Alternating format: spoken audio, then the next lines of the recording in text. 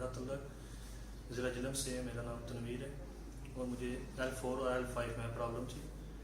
मैंने बहुत इलाज करवाया, बहुत मेडिसिन खाई, लेकिन मुझे कोई इफाका नहीं हुआ।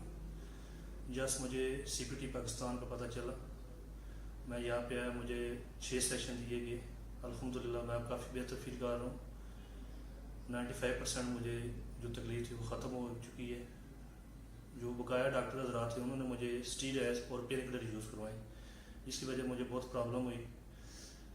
जस्ट वो खाने की वजह से मुझे खून में वो कन्वर्ट हो जाती हैं और पेन वाली जगह जो है सुन महसूस होती है, उससे कोई रिलीव नहीं मिला। अलबत्ता और प्रॉब्लम मुझे क्रिएट हो गई।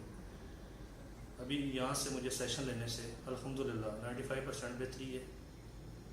मैं ऐसे आप लोगों को बता रहा हूँ कि आप लोगों को जो इस बीमारी में मुबतला हैं वो आप CPT पाकिस्तान से रब्ता करके आप यहाँ से इलाज करवाएं।